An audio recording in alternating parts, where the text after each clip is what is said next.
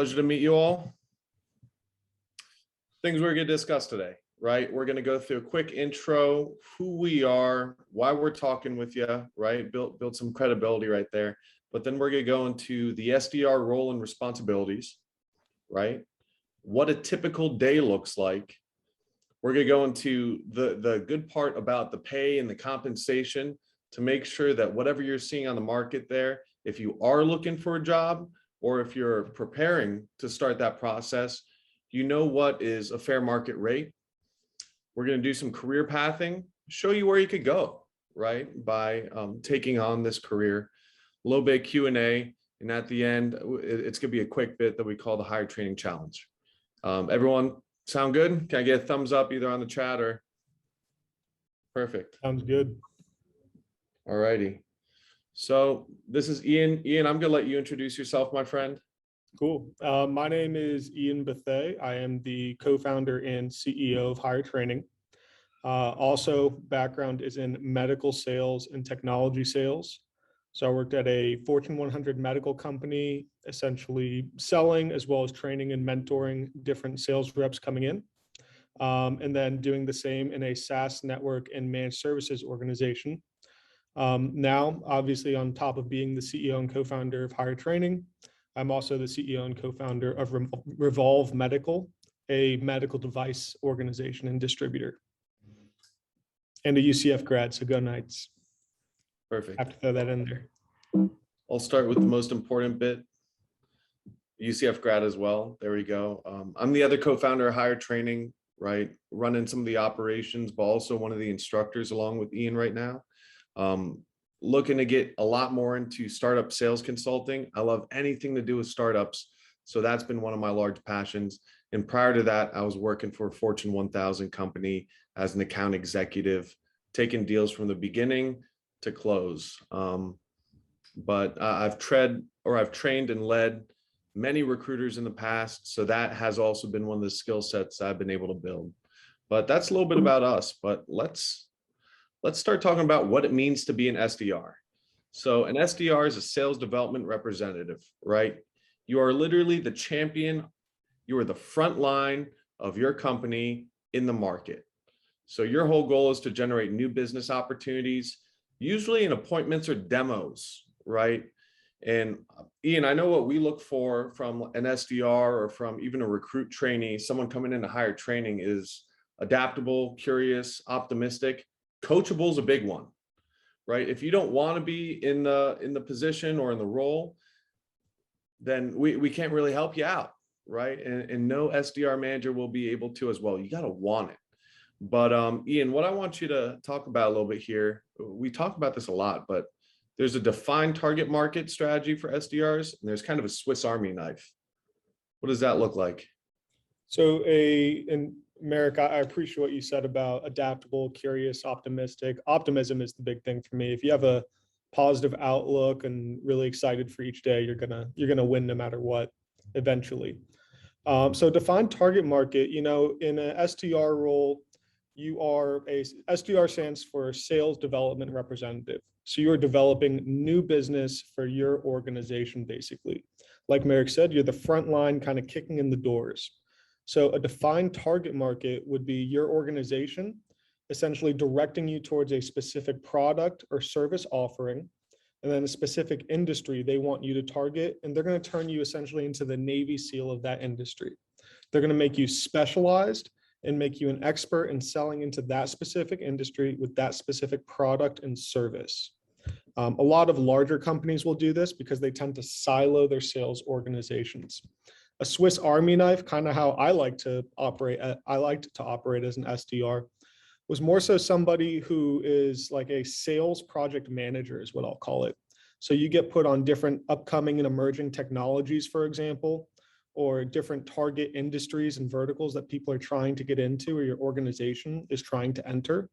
And you're essentially there to kind of try and figure out, okay, is this worth going into? You're kind of the first people to land on the beach, if that makes sense. So it kind of offers a more creative aspect and gives you a little more area to move around and kind of figure out, is this worth going into? And then obviously gives you the opportunity to learn a bunch of new skills, a bunch of new technologies or industries, and grow as a person and as an SDR.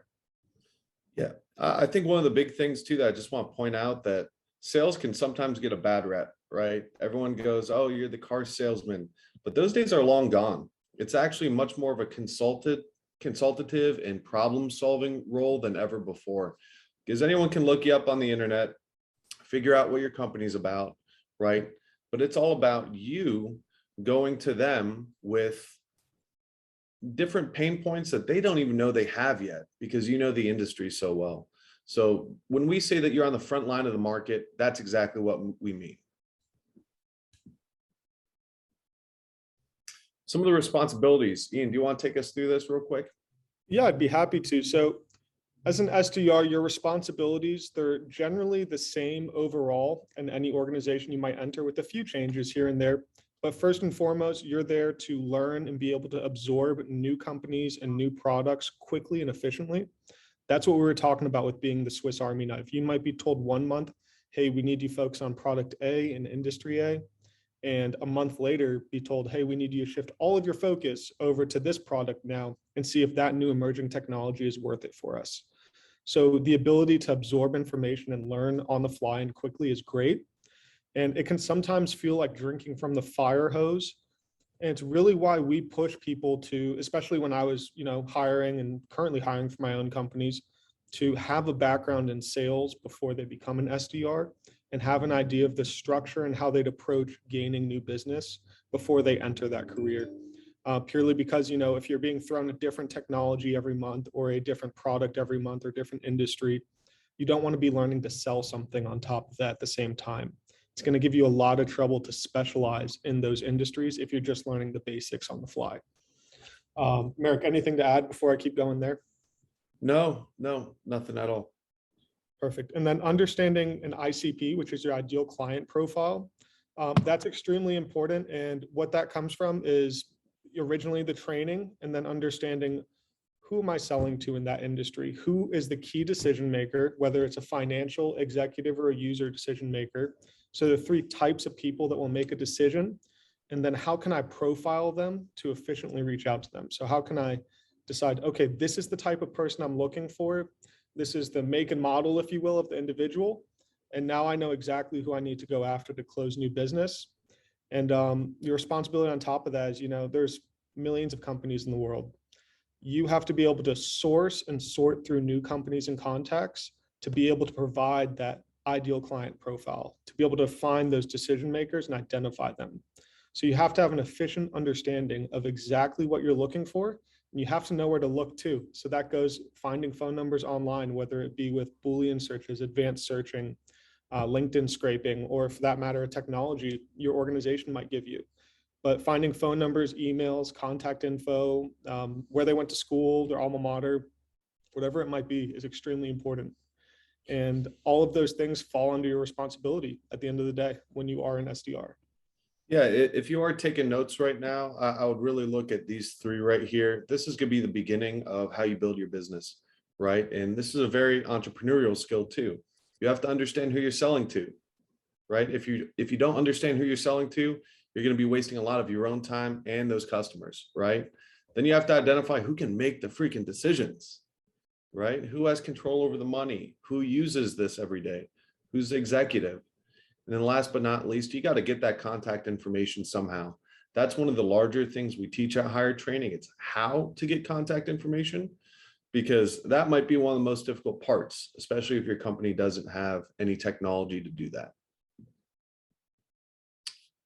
Next, we're continuing our responsibilities, right? So we started with finding people to talk to that are in the ideal client profile and the decision makers and contacts.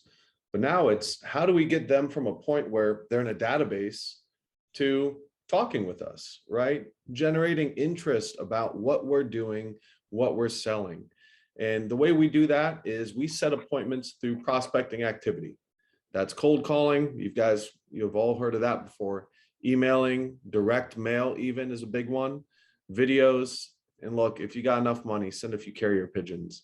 But after you find the people you got to reach out to, you got to start reaching out, right? And there's a really large push right now that you don't have to be a cold call warrior only to really succeed as an SDR. What a lot of people are finding, it's a mix of multiple channels, right? Get LinkedIn in there, get some videos, direct mail, cold calls, emails, texts. That's how you win over a client. Once you do get someone on the phone, someone interested, right? Say I called Ian, Ian's interested in whatever I'm selling, Merrick the SDR. At that point, I'm going to probably pass him off to my account executive for a demo and or first appointment. Most SDRs, your first and only responsibility besides finding new people to talk to, it's setting demos or appointments. So I might pass them off to Zach Trimble, my account executive, right? And I'd have to go up to Zach, I'd have to debrief with him. Well, this is Ian, right? I reached out to him because he's in our ideal client profile for these reasons.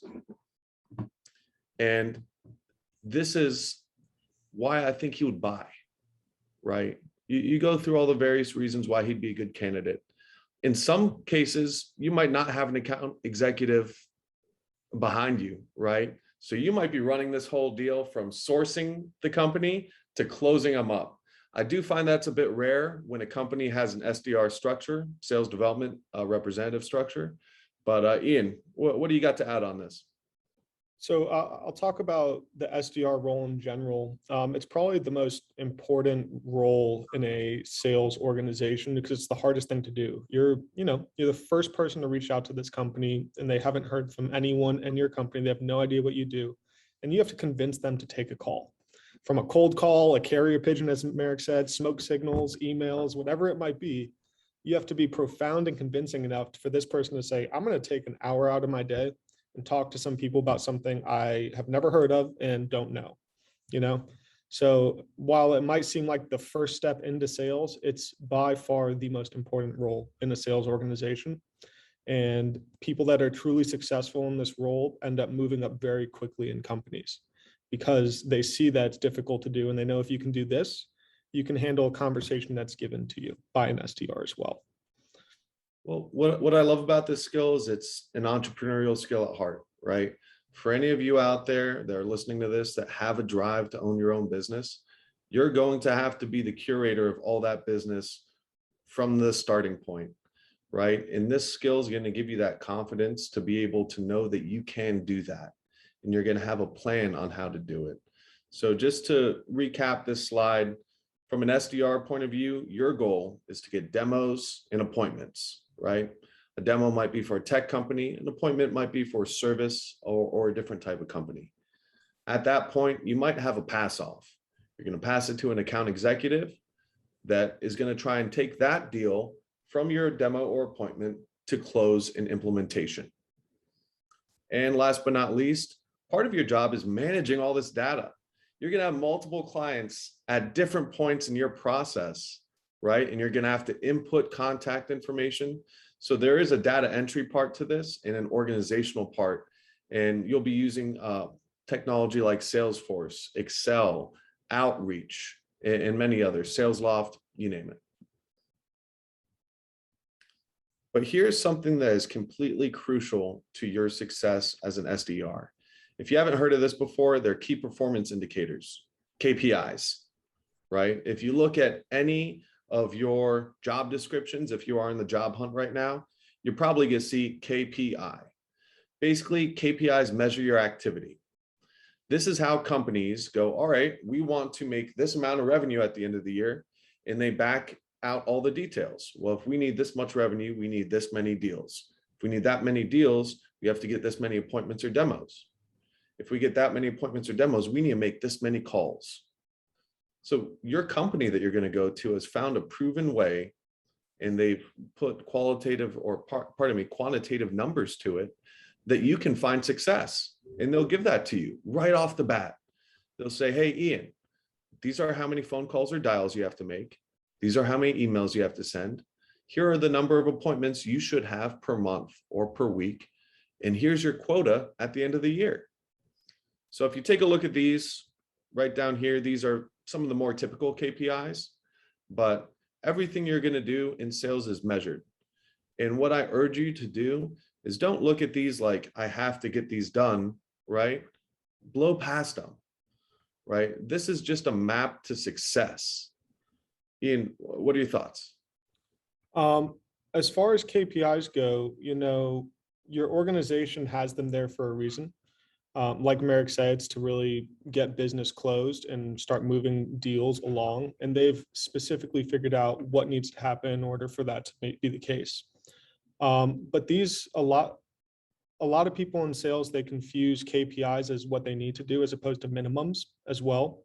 So a key performance indicator is an absolute minimum that an organization will expect from you. So your manager might expect you to do in order to be successful.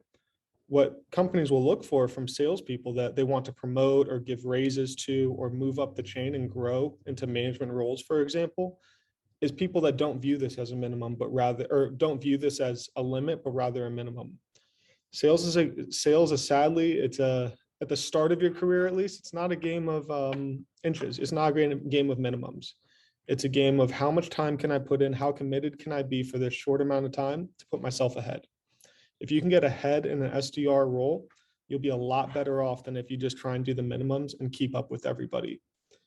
Companies will look at you in an SDR position and within 3 months know if you're promotable to an account executive or a manager, for example. So you want to come in, you want to impress in those 3 months, and you want to use these KPIs to an advantage.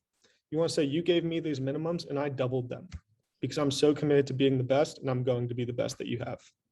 Look, you're going to have great months. You're going to have poor months too, right? And this list of KPIs can be divided, right? Because there's certain things that can be controlled and there's certain things that are just uncontrollable. I can't control if Ian wants to take an appointment with me, right? That's his decision. But I can control how many phone calls I make, how many new accounts or contacts I source and put into Salesforce, how many emails I send out. So some of those more activity-based KPIs, those are really going to be shining for you in some months where maybe you're not getting all the deals, right? But your manager will know that you're still hitting that right activity amount.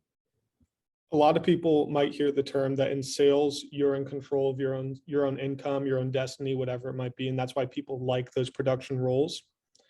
And at the end of the day, that's a blessing and a curse. You are in control of all of it, and you are the one that kind of gets to steer your own ship. But you're also the only one that falters if you don't hit your metrics. So just bear that in mind. If you're looking to get into an SDR role, you have to be committed to the role because production is what sales is all about. If you overproduce, you're going to overperform in your income as well as your career growth. If you underproduce, the same is going to happen, but in the reverse. Well said, right? Next, we're going to touch on 2 other really important terms, right? The first is prospect and cadence, and then the second is going to be sales cycle.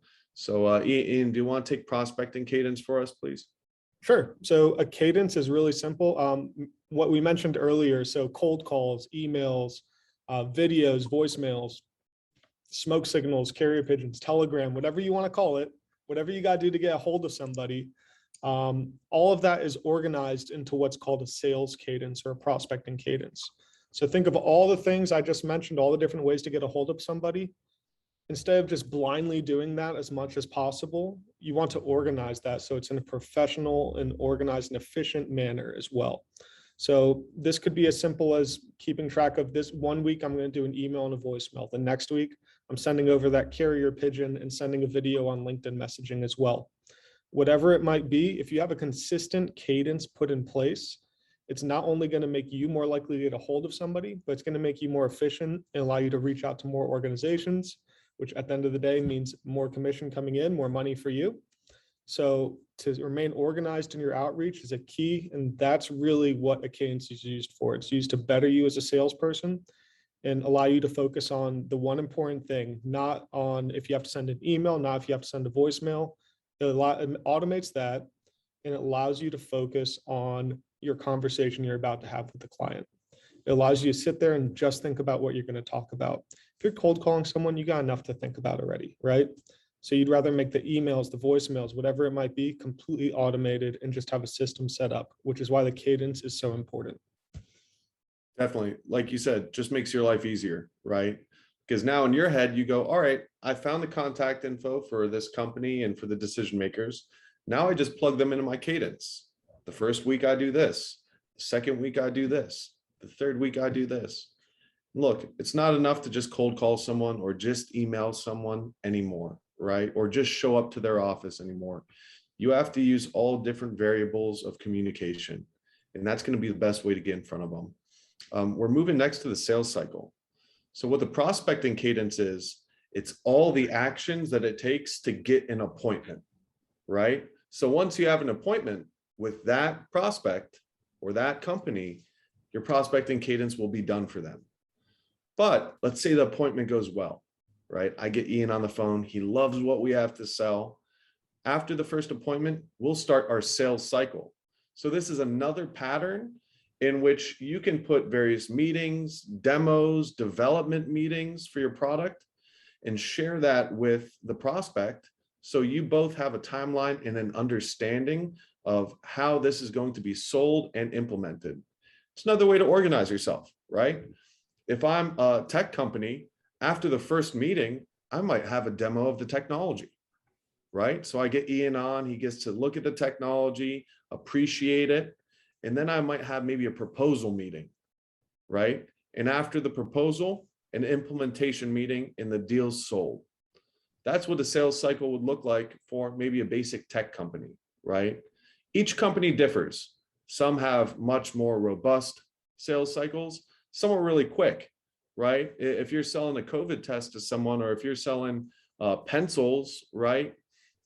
It's really going to be a yes or no, very short sales cycle. But for something more robust, like complex technology, that might take a few meetings. Anything to add, Ian? Just bear in mind, you're not going to have to create this when you walk in day one as an SDR. You're going to get given that your organization is going to give that to you. Sure. They're going to say, here's our sales cycle that's tried and true.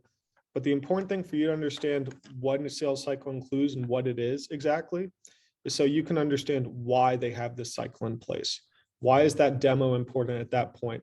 Why is the proposal important after the demo? Is it to create urgency and keep them interested and focused on the deal at hand? Or is it just get all the information out right away so you can talk about it?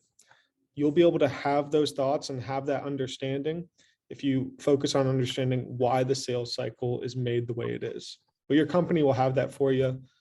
What I'd recommend is walk up to your manager, say, why is the sales cycle in this order? Can you give me an idea of why this works? That's the best route you could take. Same with the prospecting cadence, right? Whatever company you go into, they're going to have an ideal way that they want you to reach out, right? And look, you're going to have some discretion on some minor changes or major changes in some companies on how you want to do that, right? But make it your own, but make it something that wins. Where I know if I put someone in the beginning of the cadence or the cycle, at the end of it, I either get a win or a closed deal.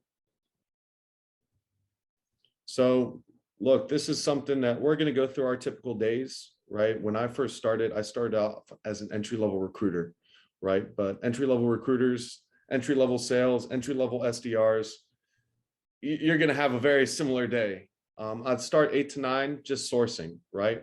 We're going to show you Ian's schedule next.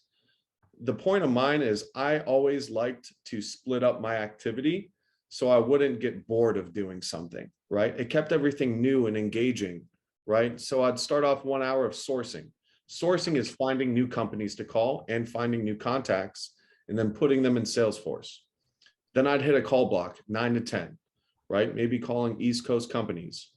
10 to 11, email, right? Just start emailing everyone that have to email that day. 11 to 12 follow-up calls. That's something a little bit more targeted, right? If I called Ian and I'm trying to get his business, and he said, you know what, Merrick, give me a call next week. You want to get a little bit more specific on the date and time, of course, but that might be when I give Ian a call during that follow-up call area. Lunch, spoken for. Source again, you are never going to have enough new companies coming into the top of your funnel. And when I say top of your funnel, that means everything in sales funnels down to a closed deal. So if the bottom is a closed deal, the top is new companies, right? So you want to get as many new companies as possible, really playing a targeted numbers game, if you will. 2 to 3, service deals. Any deals I do have moving forward, I want to take care of them and make sure that they're on the right track from a sales cycle perspective. 3 to 4, social selling. This is something we go into in depth in HireTraining. This is anything from making videos to LinkedIn branding. Heck, if you want to get real creative, you can even go to Instagram and TikTok many companies are doing it, right? But there's various ways to social sell. Pass out a call block. I plan my next day, wrap up the rest of the work. And 5:30 to 7 is when champions are made. Get the rest of the work that you need to get done that's going to move the needle done at that time, and then leave. So as you can see, Merrick is the detail-oriented individual at HireTraining. I am the keep it simple, stupid guy, because I got to get into a flow basically. So this was my schedule when I was an SDR and when I was just a sales rep in general. For me, I like to get all the stuff I don't want to do, which I love cold calling. I love talking to people. I love selling. I don't like replying to emails and doing administrative work. So I wanted to get something that I might skip out on at the end of the day, done first thing, so I can just be done with it, you know? So I would take 8 to 9, reply to the emails I had to get done, my manager breathing down my neck, or a customer yelling at me, or even saying good job, who knows? Generally, they don't call you or email you if you're doing a great job. They just leave it quiet. Any administrative work like submitting quotes, I like to get done first thing in the morning so I don't have to touch it again, basically. 9 to 11 is just a cold call block. I like to get in the groove, just see who I can catch on the phone, see who wants to talk to me, who doesn't want to talk to me, and get them to want to talk to me anyways, whatever it might be. 11 to 1 is that cadence. So what we talked about earlier, the emails, voicemails, social selling is included there. That's putting a post out on LinkedIn. In today's day and age, branding yourself in your industry as a salesperson and an expert is so important. It's so important. People will answer your calls and recognize your name if they see you every day on a LinkedIn feed, for example. But 11 to 1 was just get my cadence done, or get as close to done as I could. 1 to 2, a nice lunch break. You need that mental break in the middle of your day. 2 to 3, again, I'm kind of groggy from lunch. I would like to maybe service a few deals again, whatever it might be. Had a big lunch, who knows? And then 3 to 4, knock my cadence out, finish it up for the day, get all the emails, voicemails, whatever has to be done. And if you notice in my schedule, I get the thing I don't like to do the most at the start done, things I like to do in the middle of the day, 9 to 11. And then I like to group my more administrative stuff like cadence and servicing deals and stuff into one big group from 11 to 4 with lunch in there. And then after that, I just like to cold call. Just get as many cold calls in as I possibly can, get someone on the phone as quickly as possible, and try and push an appointment to them or a deal if I was actually an AE. And 6 to 7, you can't forget about sourcing. I would like to source at the end of the day because most people would leave at 6, and I felt like I was winning there. I'm highly competitive. As a salesperson, you generally have to be highly competitive. So if I could sit there at 6 and watch the last person leave except for me, sit there for another hour and find new customers or new clients I can call tomorrow, I feel like I win when I walk out at 7 that day. And I want to draw you guys' attention to the fact that in our schedules, Merrick and mine, it was 8 to 7. It's not 8 to 5. It's not a 9 to 5 job. If you want to get ahead in SDR and in sales or recruiting for that matter, extra time is where you make your money. We're not doing our administrative stuff at 11 o'clock when someone could answer the phone. We're doing it at 6 where they might be out of the office at that point, you know? So I really like cold calling. I really like getting people on the phone, being social. So that's where my day is centered around, and I like to keep it in big blocks because it just makes it easier for me to get into a flow. What I love about this, though, and what I love about sales and being a sales development representative is that there's a plan in place, right? Mm-hmm. It really doesn't take too much thought from like a process standpoint. You know what you got to do. You could copy a schedule like this. You could ask what the sales cycle or the prospecting campaign looks like, and then you have a full process. The winners in sales are those that can connect with people, be creative in their outreach, and do the work, right? And if you could do those 3 things, you're going to have a very, very amazing future. So let's get into meat and potatoes, right? Let's talk about the moolah. SDR compensation. So on average right now, what we're seeing in pretty much everywhere except New York or San Francisco, maybe some of the larger Cali cities, you know, they have a much larger compensation and income just based off the cost of their living. But On average, we're seeing SDR roles being paid a base salary of 40K to 55K. 55K is extremely rare. I'd say 50K is very rare too. You're going to be in the top 25% of earners, right? If you get anywhere from, I'd say 40 to 45, that is right in line with where you're supposed to be. From a commission standpoint, right? People do sales not because of the base, because of the commission. I know Ian will always say that he's always made at least double his base from his commission every year he's worked sales, right? So I think talk to us about your first year. Oh, my first job out, well, I won't include my first job out of college, for example. My first corporate sales job, I made 45. That was my base.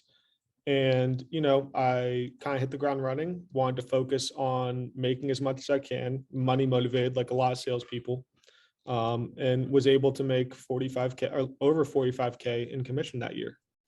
And what I'll always say to people is make sure the base is livable, that you can live off your base salary, and think of commission as everything that goes into your piggy bank. If I can live off my base salary and then make 45K and put it into my savings account, it's a down payment on a house. That's why I love sales. Yep. I love sales because in 1 year, I can pay for all my expenses and I can have a down payment on the house. That's realistic. That's very real in sales. 15K is how they measure what's called on-target earnings, which, Merrick, am I skipping ahead before I go into that? A little bit. I'll hold off. But basically 15K is the absolute minimum you should make in a year off commission. And that's like you're hitting the bare minimum basically of what you should be achieving. And that's very doable, right? That is very doable. And the reason why we put unlimited here is because for most sales jobs, you can make as much as you'd like. So if you are interviewing right now, here's a few things I want you to get familiar with. Capped versus uncapped commission. Capped commission means they might say, hey, Ian, look, we're going to offer you this job. The commission is capped at $20,000, which means if you make any more commission than $20,000, you don't get paid on it, right? So if I have a $100,000 deal and I get 30% of the deal, but the commission's capped at 20K, I'm only getting 20K. Even though in an uncapped role, which means there is no limit to your commissions, they might say, hey, Ian, we're going to pay you 10% off of whatever you bring in, whether it's a $100,000 deal, $1 million deal. If you're Jeff Bezos or someone out there, $2 trillion, whatever, right? It's uncapped and you'll get that percentage. So I always tend to lean towards uncapped. Sometimes SDR roles are capped, but the promotional role of going into an account executive will be uncapped. So there's a few things you got to consider there. As an SDR, there are a few other ways you're going to get paid, right? One of those is you're going to be paid on demos held and meetings held. That might look like something like $25 or $50 or even $200 per demo. It depends on the company, right? So if I'm interviewing for that company, I want to know on average, how many people or how many demos do people get a week, a month? Then I could start calculating, right? What numbers I need to hit my financial goals. You're also going to get paid out either a flat fee or a percentage on deals sold. Because your role as an SDR is mainly to set appointments or demos, and then you pass it off more often than not, companies don't want to punish you if the person you pass it to can't get it sold, right? Because you did your job, you got it there in the first place. So what they'll do at that moment is they'll pay you possibly a flat fee or even a percentage of a deal if it does get sold, but they're really making sure that you can make money off the demos and meetings as well. The last bit, which you're probably not going to encounter as an SDR, it would be residuals. You see this a lot in insurance-based sales or anything that's reoccurring, where let's say I sold Ian's company on paper, right? And they need paper every month. Every month, I'm going to get a percentage of that reoccurring revenue. Residuals are usually a little bit smaller and they incentivize people to stay at the company, right? Because you might be there for 20 years and you've collected 20 years worth of residuals. That is not a small number anymore. A few other bits, you're going to get health, vision, dental benefits, retirement benefits. That might be a 401k.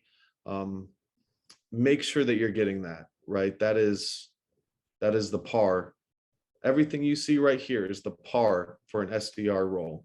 If you are getting less, look elsewhere. Red flags are going up, right? If you're getting more, don't mess up the interview. Ian, anything to add? I'll just put in the context of when Merrick and I are essentially interviewing hiring partners to hire our candidates. These are the minimums we're looking for from our hiring partners.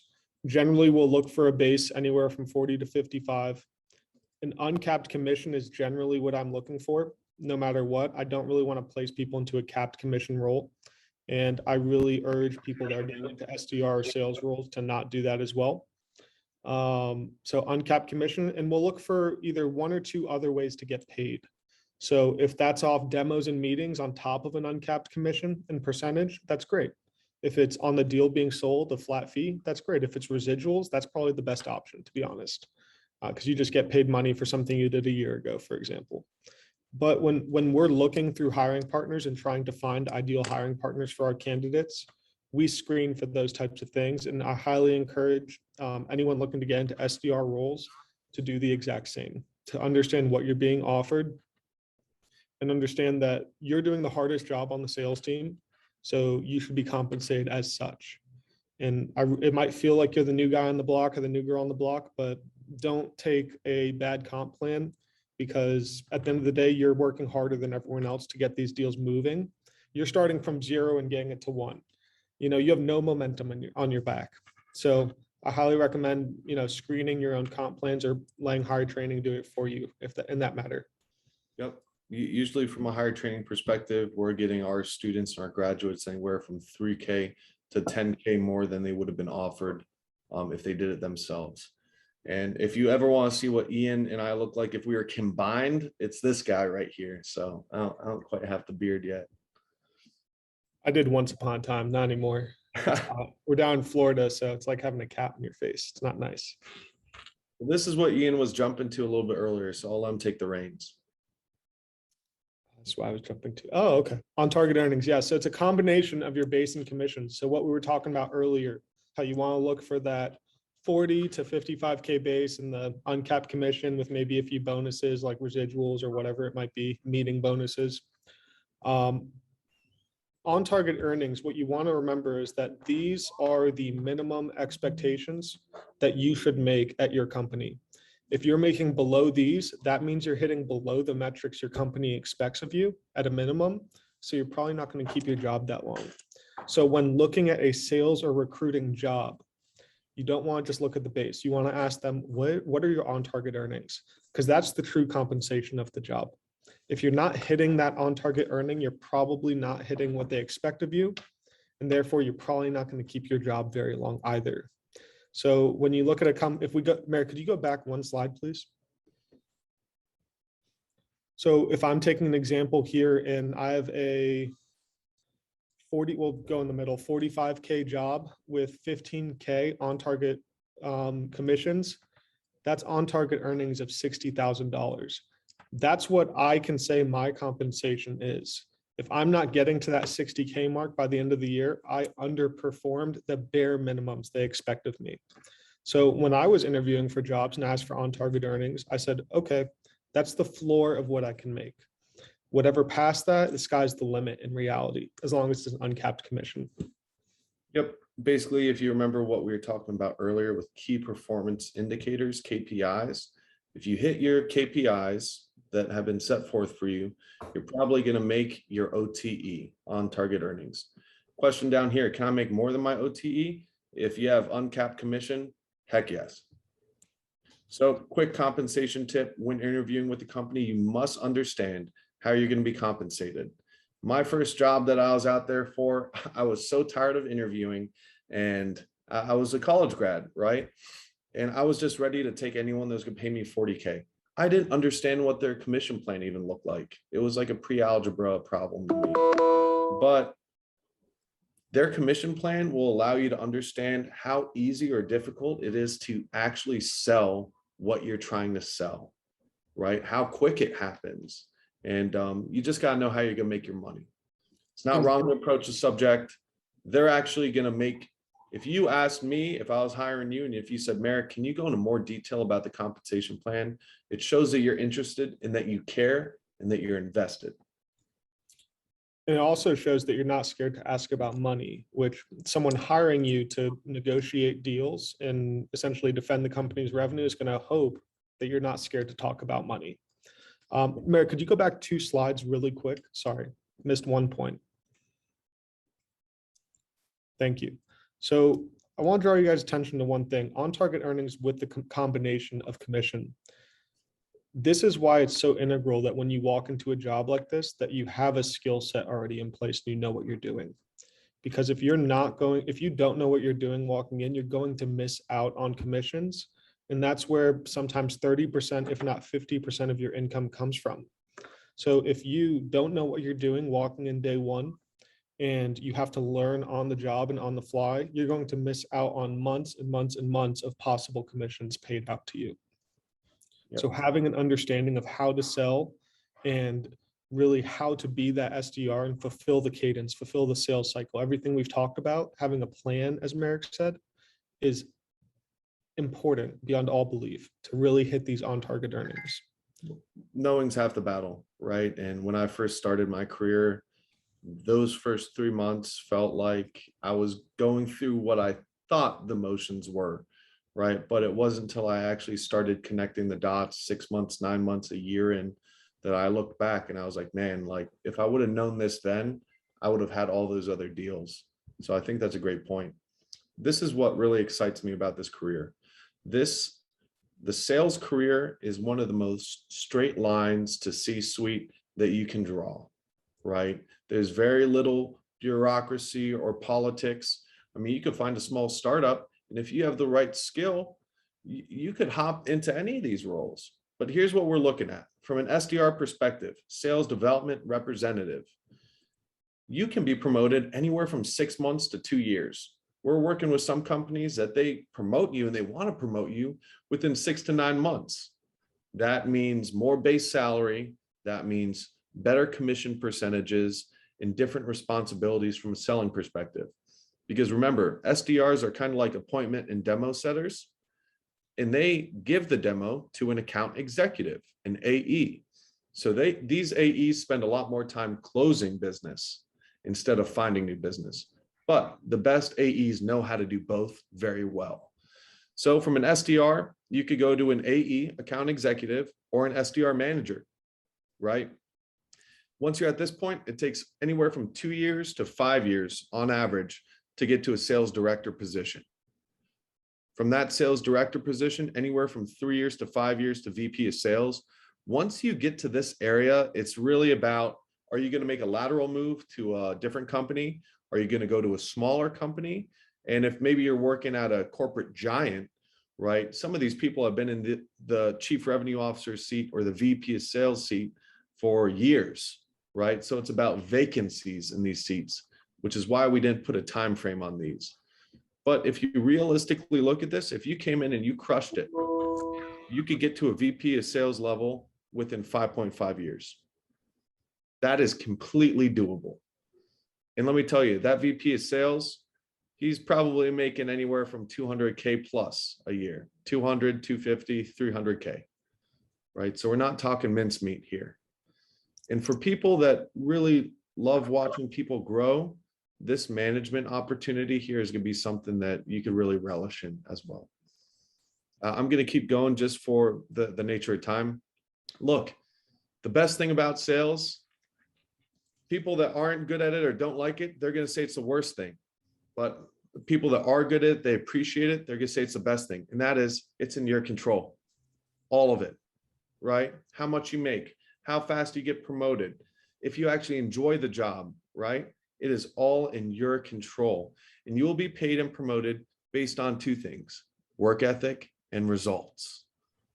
I always kind of joke around, but I have a few friends that are engineers. They have never made more money than me in their lives. And some of them are like working on like planes and stuff, crazy stuff, right? And that's not a brag, but let's showcase the opportunities we have in front of us, right? Because there's some great ones out there. So I am gonna open up for a quick Q&A right now. Or actually, let me go through the rest and then I'm gonna go back to the Q&A. We have a HireTraining challenge, right? What I want you to do, if you are serious about learning more about becoming an SDR, getting into sales, and even possibly looking into HireTraining, I want you to find Ian's HireTraining email, right? This is kind of like a pseudo sales, pseudo SDR practice. And I want you to write your best cold email on why you'd make a great SDR. If you include hashtag HireTraining challenge at the bottom, we'll give you $100 off the program in the boot camp whenever you decide to take it, if you decide to take it, right? So if you are interested in taking that path, let's start communicating. Let's start learning together, right? Upcoming events. We got What is HireTraining next Wednesday. So from 5 p.m. to 6 p.m. Eastern as well.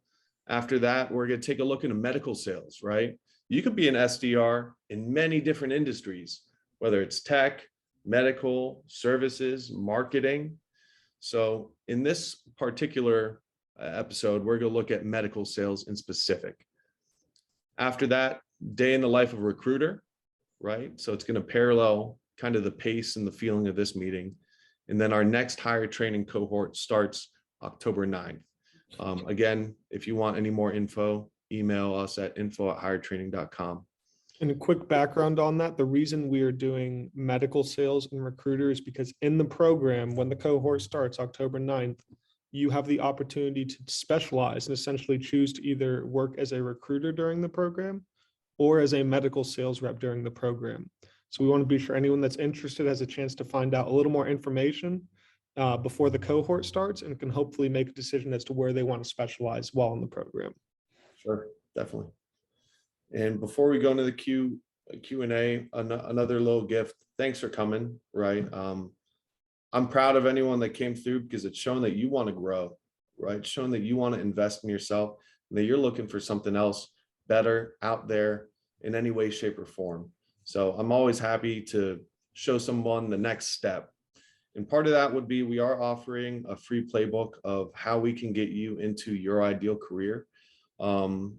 And if you want that, feel free to email us. We'll send it right away. And we could even schedule some time where you could talk with Natalie, who is our lead recruiter.